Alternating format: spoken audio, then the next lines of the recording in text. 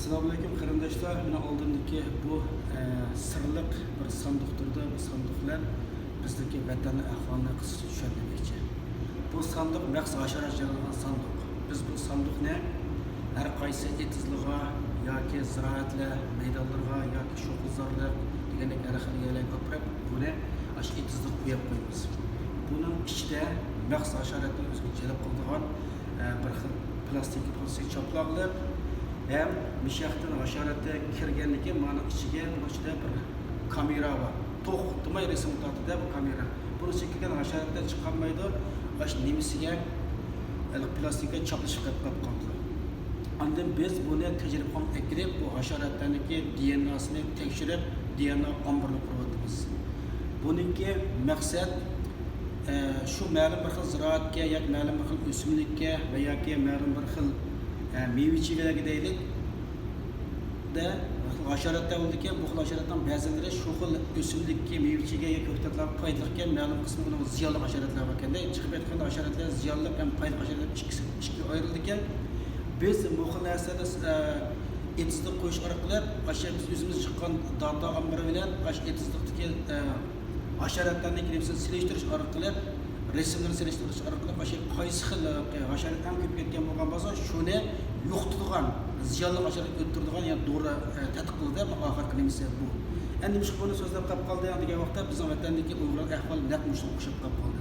Bizniki Sharq Turkistonga qurgan jazo lagerga Xitoylar millionlab Uyg'urlarni akirish orqali shu Uyg'urlarga to'g'ri sinab qilyapti. Chet ellarda chiqqan shu jazolarga yetib chiqqan Uyg'urlar bilan guvohliklarni berdi. Ayollarga masalan 25 yoshdan 20 yoshdan 50 yoshga shu ayollar tug'mas to'g'risida chirayotganligi, Mikrokol Tursun qarindoshimizniki nurg'unlagan o'zi ko'rgan ahvollarni nurg'unlagan to'g'ridan majbur Xitoyga uchrayotganligini deb berdi. Chiqib aytgan nima qilyaptilar? Xitoylar ashad Uyg'urlarga bioximiyalik to'g'rilarni sinab qilyapti.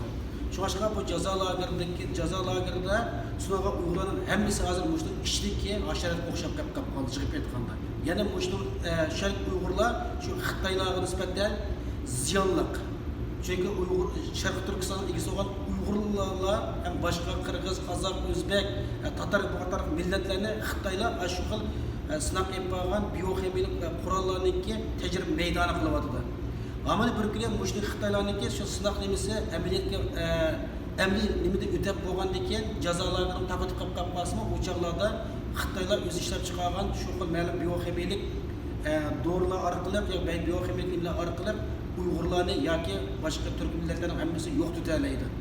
Masalan, ma'lum bir xil go'sht, ma'lum bir xil suv, ma'lum bir xil xohlagan bir narsalarniki ham Uyg'urlar ham Xitoylar tang yesa bu narsalarnikini Xitoyga hech qanday aks ta'sir bermaganlar, lekin Uyg'urlar aks ta'sirida har xil kasalliklarni keltirib chiqadi, shular o'lim xavfiga bo'lgan gapda.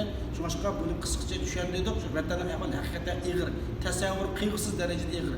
Uyg'urlar etlib qirg'inchilik qurboni bo'lib ketadi. Shunga qarindoshlar biz o'zimiz qutqizmasak hech kim bizni qutqizishga yordam qilolmaydi. Buning uchun qo'limizdan keladigan barliq imkonlardan foydalanib dunyoning diqqatini o'zimiz tortishimiz, Uyg'urlarning ashad etlik qirg'inchilik qurbon bo'lishlikka oldirish uchun barliq choralarni qo'llanishimiz kerak. Rahmat.